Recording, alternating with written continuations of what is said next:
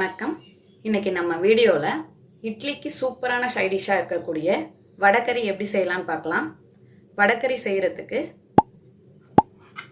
நான் 100 கிராம் கடலைப்பருப்பை 4 ஹவர்ஸ்க்கு முன்னாடியே ஊற வச்சு எடுத்திருக்கேன். அதோட 2 வரமிளகாய் சேர்த்துருக்கேன். 2 பெரிய சைஸ் வெங்காயம் இது போல் கட் பண்ணது, 2 மீடியம் சைஸ் தக்காளி,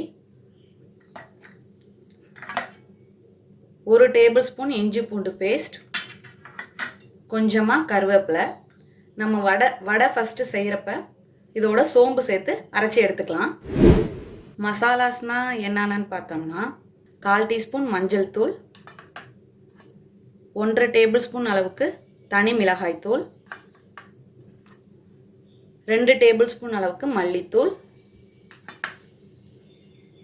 1/2 டீஸ்பூன் கரம் மசாலா, தாளிப்புக்கு 1 பிரியாணி இலை, 1 சின்ன துண்டு பட்டை, 2 ஏலக்காய், 2 கிராம்பு,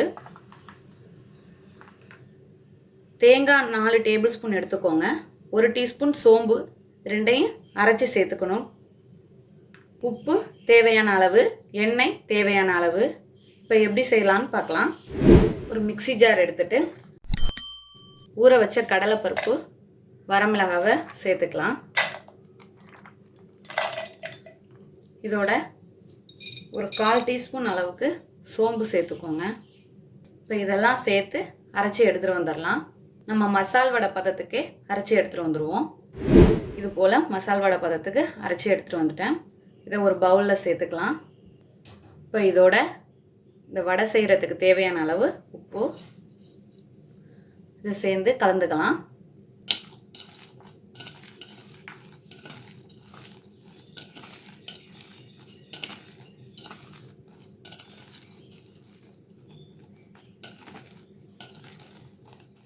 இப்போ வடை பொரிக்க தேவையான அளவு எண்ணெய் சேர்த்து ஹீட் பண்ணிகிட்ருக்கேன். இப்போ எண்ணெய் நல்லா ஹீட் ஆகிடுச்சு. மீடியம் ஃப்ளேம்லேயே வச்சுக்கோங்க. இது போல் உருண்டையாக உருட்டி மசால் வடை எப்படி தட்டுவோமோ அதே போல் தட்டி எடுத்துக்கலாம்.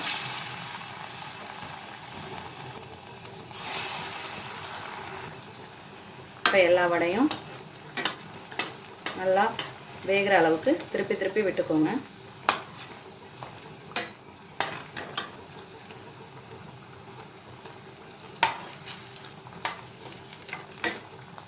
எல்லாம் நல்லா வெந்து வந்துடுச்சு. இதை அரைச்சி எடுத்துடலாம். இதே போல் எல்லா பேட்சஸையும் பொரித்து எடுத்துகிட்டு வந்துடுவோம் வடையாக. இப்போ எல்லா வடையும் பொரித்து எடுத்துகிட்டு வந்தாச்சு. இது கொஞ்சம் நேரம் ஆறட்டும்.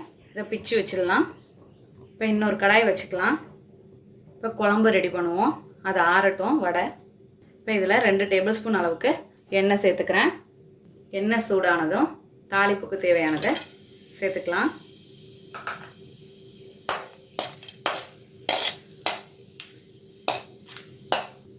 இதோட வெங்காயம்,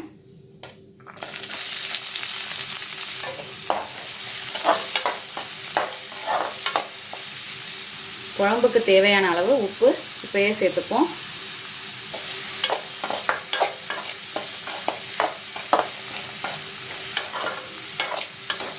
நல்லா வதங்கட்டும். இப்போ ஓரளவு வதங்கிடுச்சு. இந்த ஸ்டேஜில் இஞ்சி பூண்டு பேஸ்ட்,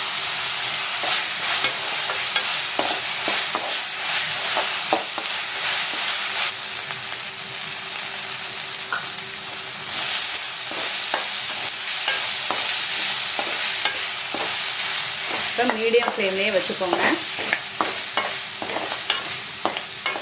மசாலாஸ்லாம் சேர்த்துடலாம். மஞ்சள் தூள், மிளகாய் தூள், மல்லித்தூள், கரம் மசாலா எல்லாம் சேர்த்துட்டு கலந்து விட்டுக்கோங்க.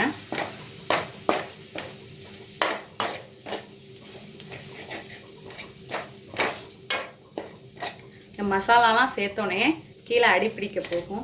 அதனால் ஃப்ளேமை கம்மி பண்ணி வச்சுட்டு இதை போடுங்க. இப்போ நல்லா கலந்தாச்சு. இப்போ இதோட தக்காளி,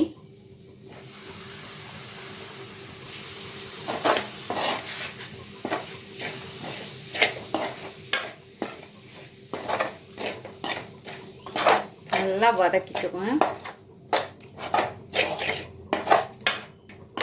தக்காளி வெங்காயம் நல்லா வதங்கி பேஸ்ட்டாக வரணும். அதனால் நல்லா வேகட்டும். இப்போ நல்லா வதங்கி வந்துடுச்சு.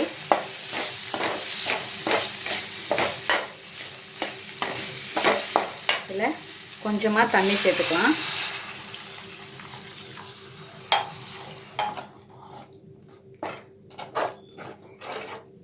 இப்போ தண்ணி சேர்த்து நல்லா கொதிக்கட்டும். வடை ஆறுனதும் இது போல் பிச்சு எடுத்துகிட்டு வந்தாச்சு. இப்போ குழம்பு நல்லா கொதிக்கட்டும். குழம்பு கொதிக்கிறதுக்குள்ளே தேங்காய் சோம்பு அரைச்சி பேஸ்ட்டாக எடுத்துகிட்டு வந்துடலாம். இப்போ குழம்பு நல்லா கொதிக்குது. தேங்காய் சோம்பை அரைச்சி எடுத்துகிட்டு வந்தாச்சு. இப்போ இதோட சேர்த்துக்கலாம்.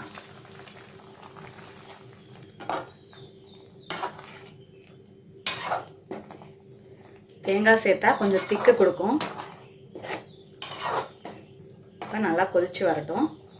இப்போ நல்லா கொதித்து வந்துடுச்சு. இதோட நம்ம உடச்சி வச்சுருக்க வடையை சேர்த்துக்கலாம்.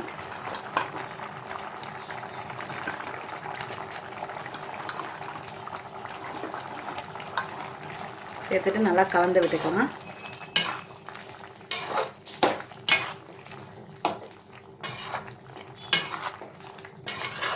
ஒரு 2 நிமிஷம் கொதிக்கட்டும்.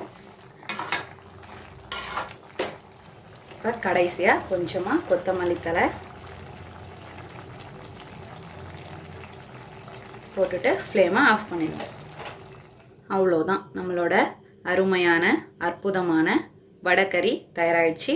இதே போல் நீங்களும் உங்கள் வீட்டில் செஞ்சு பார்த்துட்டு எப்படி வந்துச்சுன்னு கமெண்ட்டில் சொல்லுங்கள். தேங்க்யூ.